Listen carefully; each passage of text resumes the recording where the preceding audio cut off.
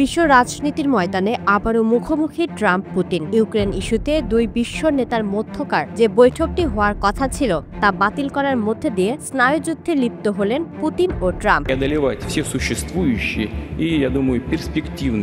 Ukraine যুদ্ধ নিয়ে রাশিয়ার প্রেসিডেন্ট ভ্লাদিমির পুতিনের সঙ্গে যুক্তরাষ্ট্রের প্রেসিডেন্ট ডোনাল্ড ট্রাম্পের যুদ্ধবিরতি নিয়ে নতুন আলোচনার পরিকল্পনা স্থগিত করেছে হোয়াইট হাউস। ট্রাম্প বলেছেন তিনি কোনো অর্থহীন বৈঠকে বসে মূল্যবান সময় নষ্ট করতে আগ্রহী না।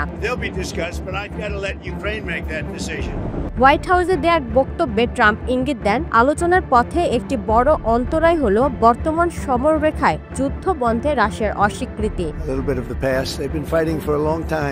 এর আগে হোয়াইট হাউসের একজন কর্মকর্তা বলেন নিকট ভবিষ্যতে ট্রাম্প পুতিন বৈঠকের কোনো পরিকল্পনা নেই। অথচ গত বৃহস্পতিবার ট্রাম্প ঘোষণা করেছিলেন 2 সপ্তাহের মধ্যেই বুদাপেস্টে পুতিনের সঙ্গে তার বৈঠক হবে।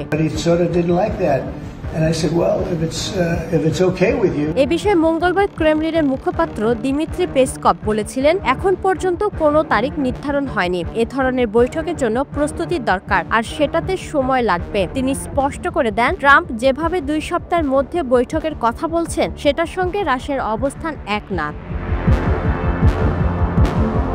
এমন অবস্থায় রাশিয়া যুক্তরাষ্ট্রের পররাষ্ট্রমন্ত্রীদের মধ্যেও পূর্ব নির্ধারিত বৈঠক স্থগিত হয়েছিল। মার্কো রুবিও ও সের্গেই লাভরভের ফোনালাপ হয়েছে ঠিকই, তবে সেখানেও মতবিরোধ ছিল বলে জানা যায়। এক মার্কিন সূত্র জানায় রাশিয়া এখনো সর্বোচ্চ দাবির অবস্থানে রয়ে গেছে, যা যুদ্ধবিরতির পথে প্রধান অন্তরায়।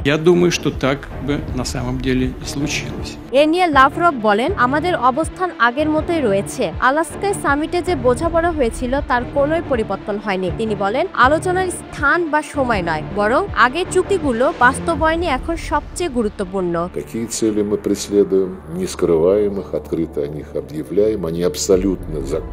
আলাস্কায় বৈঠকে পুতিন বলেছিলেন যুদ্ধ বন্ধে রাশিয়া প্রতিশ্রুতিবদ্ধ, তবে এর জন্য মূল কারণগুলো দূর করতে হবে। এর মূল কারণ বলতে মস্কো বরাবরই ইউক্রেনের নিরপেক্ষ অবস্থান, সেনা সক্ষমতা কমানো এবং কিছু ভূখণ্ডের দাবি তুলে আসছে যা কিয়েভের কাছে পুরোপুরি অগ্রহণযোগ্য।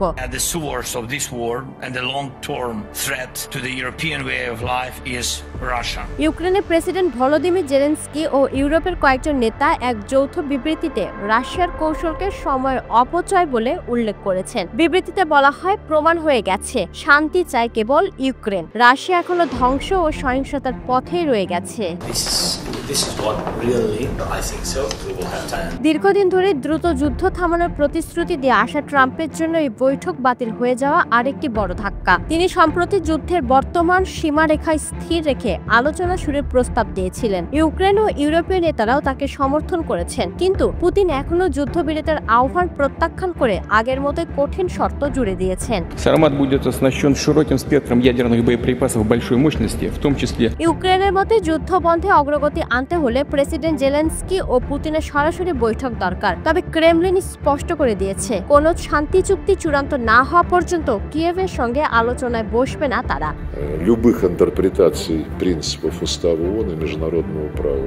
বুদাপেস্টে সম্ভাব্য শীর্ষ বৈঠক ঘিরে যে আশার আলো জ্বলে উঠছিল তা এখন অনিশ্চয়তায় ধোঁয়ায় ম্লান হয়ে যাচ্ছে। ইউক্রেন যুদ্ধের অবসান তাই এখনো বহু দূরের পথে বলে মনে করছেন বিশ্লেষকরা।